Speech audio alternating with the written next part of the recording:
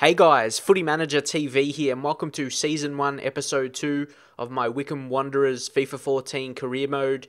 And this episode is going to be basically of signing free agent players.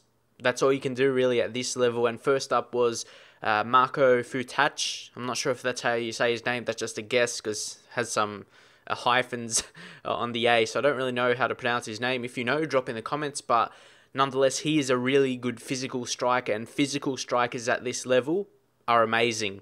They can use their strength basically as a player to run past. It acts like pace pretty much. They could be a pacey player, it's the same thing. They can run past players because of their strength. Well, not really run past them. Use your strength to get past them. Just push them out of the way and keep running past. So, yeah, as I said, he acts as a pacey player. Well, I'm hoping anyway. And he's got good shot power as well, judging off those attributes. And free agents are good because you can find them searching for free agents, obviously, and you can see their attributes. You don't need to scout them. That's a positive sign.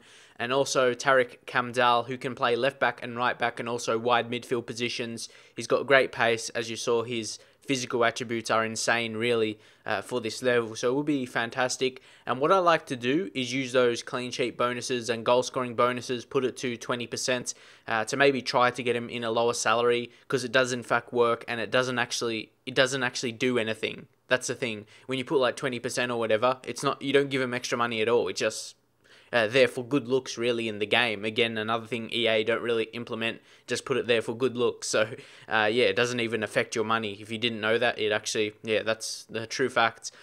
So, yeah, I definitely want to use that to my advantage. But, I don't know, for me, it doesn't work. I don't know, I see some people can do it, but I don't know, for me, my players don't really budge. They don't budge for it, and I just have to give them what they're expecting in terms of how much they want salary per week. I try it, definitely. You see here, I try and give them the 20%, maybe 1,000 less, so we could maybe get another player with the save wages. I guess we just got to see what they come back, if it accepts or not. And you can see here, it just keeps getting with a counter offer, same for Futach as well. He is not accepting that 20%, and I'm not sure why, but just, yeah, it's sometimes it works and sometimes it doesn't. It's just one of those things, but he definitely would be a crucial first team player for me. I would imagine he might be mid 60s or low 60s. I would be expecting him to be that kind of level with the attributes he appears to have. So again, Kamdal is in the same situation. He counters and he just wants the salary. And that's one thing good in the game. I have to give credit to EA. Just one thing, definitely. The difference of accepting offers, it's not the same every single time. Sometimes they counter like this, sometimes they accept, or sometimes they just plainly reject it. So at least there's some difference. It's not just all the same.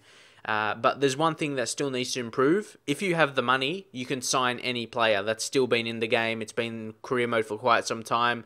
Like, if I had the money to sign Ronaldo, I could sign Ronaldo if I actually had the money for him. If I got financial takeover, I could actually sign Ronaldo. It doesn't really take into account if they want to join the club or not. That's the only thing. Like, you could sign any player in the game if you had the money for it, which, again, a thing EA could work on. Because it can be unrealistic, but you can say just don't do the transfer. That's the obvious thing. But eventually, we get the deal done for Marco. He's going to join the club, and hopefully he has some decent stats, and I'm going to show you that right now, what kind of striker he is. You can see he's a 64 overall with 92 strength. Balance and jumping is low. Surprised jumping is low, but sometimes, taller players this tall, their jumping's not going to be high, like someone like Crouch, because they don't need their jumping to be high. Really, he's just going to come in right straight away in the team as Kafour comes to the bench, but that's really a good combination. Kafour should come off the bench and apply the pace late in games. That will be ideal, and he's got 74 shot power, Futach, so he's going to be amazing, and he's 6'5". He's got amazing strength, but adding to that, he's 6'5", so he's going to be insanely tall for a striker. That's like centre-back size, and that's tall for a centre-back, so perfect player to sign if we're struggling to score. Just run down the wings with some pacey players like Cowan Hall and try and get a cross into him. But I would feel he'll be physically good, not just in the air. That's what I mean. He won't be just the impact in the air. He'll be impact, like I said before, how he can push away from players and act as a pacey player. Like, he can run past players at this level because his strength will be too good. He'll just push them out of the way, which will be fantastic. for him to hopefully make that kind of impact in the team, because this is a lower level. And the thing is, he's a younger type. He's only 23, I believe, so he can still increase maybe into a high 60s or something as we go up. He could make an impact. Like, he wouldn't need to be an 80s player to be a dominant player. He's always going to be good. If you get the crosses into him, he's always going to score regardless of what kind of who you're playing against, what kind of opposition you're playing against, because he's got that same level. He's consistent in what he does. Like, he's always going to be able to do that, unless you play against some like beastly centre backs in a big team. So that's what I basically mean. He'll always be a force in the air regardless of what kind of team he plays against. So that could be an important factor for the Cups. So I might save him in the Cups. And a team at this level is crucial when playing in the Cups, because each time you advance, you get the money, and it's absolutely crucial for this road to glory, this lower level. So here, I was just showing you my current squad. I was thinking maybe some players I could transfer list, but a lot of them are first teamers, really. Or not first team. Basically, I feel I could use them. They could make an impact in the team. You see Jeffrey, he's probably one of the lower rated one, but he actually has some pace, and I believe he has got some potential as well. The one guy I thought I could actually sell was Stephen Craig.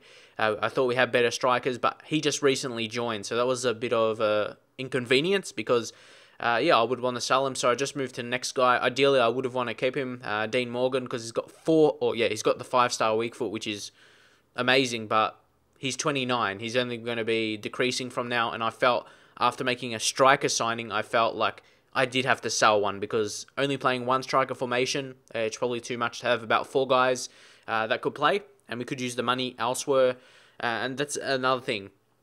I want to make sure I have some wage budget for the future. Well, not the future, basically going into January, so I can at least sign one player on a pre-contract. It really depends on what kind of scouted players we can find. Like, when I use the GTN, I'm going to be searching for players running out of their contract. And hopefully we can find some players that can join the club next season. But here, Ilya Milanov, a centre-back, young centre-back. He is 21, and he seems to have some decent physical attributes in terms of his pace and his strength. I don't really like slow defenders. That we have some, but they've got really good strength. Our slow centre-backs in the team are actually really strong. We've got 2 guys, and one is 86 strength and the other is 83. So that's a good mixture. So I had some money left to really finalise one more signing, and I felt my current goalkeeper, a 57 as your best goalkeeper is not good enough, so I went for an experienced goalkeeper who will hopefully make an impact in Diego Penny. Hopefully he can be like a mid-60s or something like that, because at this level, bad goalkeepers are even more bad than they normally are. So I needed to get a really solid goalkeeper for this level, for my expectations and all of that, and I got to get in my head, in Wycombe, like real life, they're like near the bottom, almost in the relegation zone. So I've got to put, like, I'm not expected to get promoted in the first season. That's perfect. And someone said, I saw that comment definitely, someone said it's not realistic when you get consecutive promotions. And that it could be a good thing for me, because I'm not the best player in the world. Maybe I can do it over time and it'll be more realistic, not getting promoted every season. That could be a good thing and more realistic, especially how Wycombe are doing in real life. They aren't doing really amazingly. I think me doing this kind of series and this kind of career mode, it suits me well. And I did want to say I enjoyed the response. I read a lot of comments and reply. I do reply to some people, but I definitely try to read a lot of comments as well to get my feedback to what people think about the previous episode and what I can implement in future episodes in that way. But keep in mind, I do record a lot in advance, but in terms of what I talk about and those kind of stuff, I do take into account what people say sometimes, not all the time, because like I said, I do what I enjoy. And talking about what I enjoy, I used to always do that. In case you missed the first episode and missed what I said, I always used to do this, like FIFA 11, FIFA 12, even before then, to enjoy career modes and get the best out of it. And this is before I made videos, of course, like when I was a bit younger. And just to enjoy career mode, you start with the lowest English team and try and make them into a good team, get to the Premier League, win the Champions League. That's always a goal. And I feel as though that's something I'll enjoy the most in my videos. And with the comments, people say they're doing it. Like everyone, at least what I read comments, or the most comments I read, people say they're doing this. And I kind of missed doing this because of doing videos. I don't know why I didn't do it previously. Like I said, I did it with Portsmouth before the next gen. And it didn't suit me because I couldn't have the time and all that kind of stuff. But and now everything has fallen into place to do a road to glory, and hopefully it'll be successful. And these transfers I have made have paved the way for that, I believe. Look at that, Diego Penny getting a 65 goalkeeper instead of using a 57. Hopefully, he can make some better saves than the 57 guy would. But some of these younger players I am going to leave in for the friendlies, which is going to come in the next episode. I'm not sure if I have any more transfers. I guess you got to see. You got a squad report before the match of before the first match of the season. See if any players are improving. Ilya Mianov, you can see there, he's got a good standing tackle, 66, can play right back as well, medium attacking work rate, that's really good, so he can play right back and go forward when we need him to, but still being responsible and not going too attacking. So yeah, that's my team currently. I believe it's a good enough team. Like, I could get promoted with this team, realistically. Like, we've got solid players. But again, if I don't do as good, expectation is just to come mid-table, so that's really solid for me. I really feel I can do that comfortably, and how they're doing in real life, near the bottom. So the expectations is really low, which makes me confident. And also another thing is, I don't really know who's the best teams in the league, so there's no pressure for me. Like, I won't know if I'm playing it's a big team or a small team in the league, so that might be a good thing as well. There's no pressure to win. Like, there won't be any games that I'm expected to win. Like, every game for me will be the same, so that's a positive sign for myself. I won't feel pressure. But anyway, if you enjoy this episode, some transfers and some games coming soon as well, drop a like for those, drop a comment for me to read, and I'll see you guys next time.